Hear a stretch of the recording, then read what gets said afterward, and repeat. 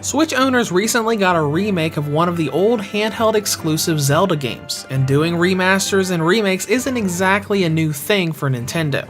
In the last generation, the 3DS launched with a new version of Ocarina of Time, and the Wii U got HD remasters of both Twilight Princess and Wind Waker in that really long time span between the releases of Skyward Sword and Breath of the Wild. So while we're waiting for Nintendo to finish up Breath of the Wild 2, we've got a remake of an old Game Boy and Game Boy Color game. Here is my review of The Legend of Zelda: Link's Awakening.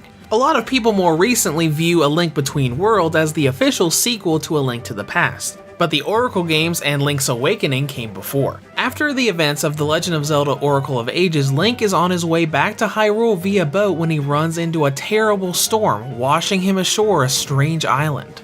He awakens rescued by a young girl named Marin and goes on a quest around the island to collect magical instruments in order to wake up the Windfish, the only way Link can leave and go back to Hyrule. I find the game's story to be very cute and very RPG-like, even outside of the crashing and trapped on an island setting that reminds me heavily of Adol Kristen and the East series. There's a lot more story and lore here, both with the interactions between young Marin and Link, and all the backstory you get about the island and the Windfish itself. Like many Zelda games before it, Link's Awakening on the Switch is a top-down action-adventure game. But being a remake, it's important to note the differences between Link's Awakening and Link's Awakening DX on the Game Boy and Game Boy Color, and Link's Awakening 2019 for the Switch.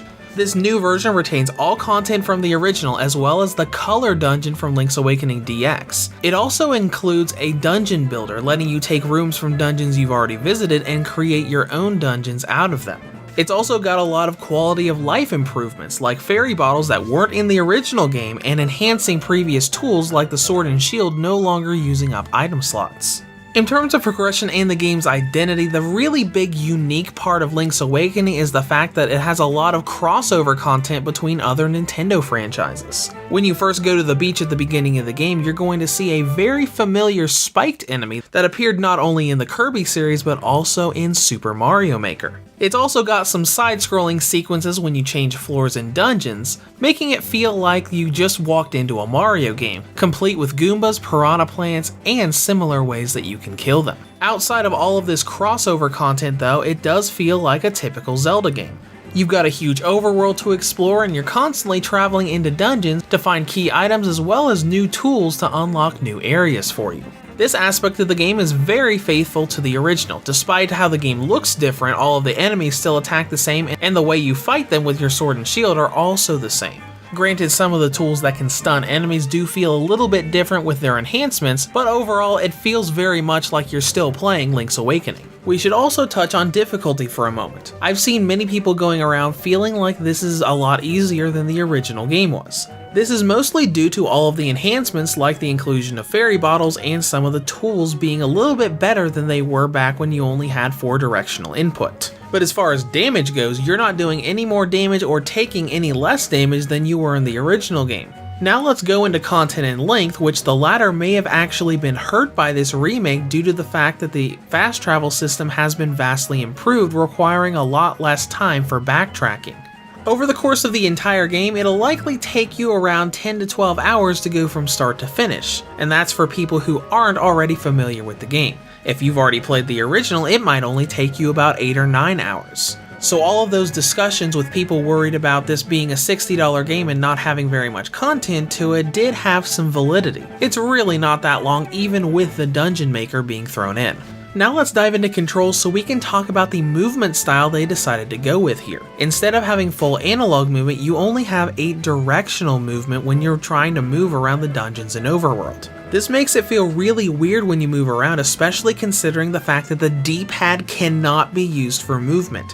And honestly, that just doesn't make sense. If you're going to put in a movement style that's more retro and geared towards the D-pad, why would you disable the D-pad and arrow buttons so they can't even use it? Now let's dive into presentation. The game's visual style looks absolutely adorable. It's very colorful and all of the models look really nice. There are a few jaggies when you got it in handheld mode, but it still looks pretty good. The main issue with the visual presentation is all the blurring you get when you're on the overworld. As you're traveling around, the area of the screen you're moving away from will quickly start to blur as you move along, making for a very odd look. This doesn't happen in dungeons, but it does on the overworld.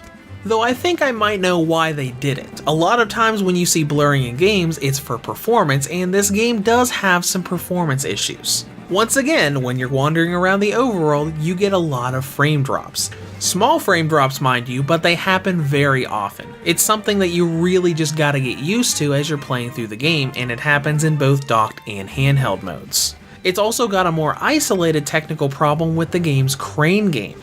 As a lot of people on social media made aware ever since the game launched, the crane game and the 3D models of the prizes don't exactly get along. They will very often get captured by the crane and seemingly just phase through it, bouncing all around, making you completely waste your money when you want to get that Yoshi doll and start the trading quest. But that's enough negativity around the performance. Let's dive into battery life. On the original or 2017 model, Link's Awakening has a battery range of 3 hours and 11 minutes up to 4 hours and 27 minutes.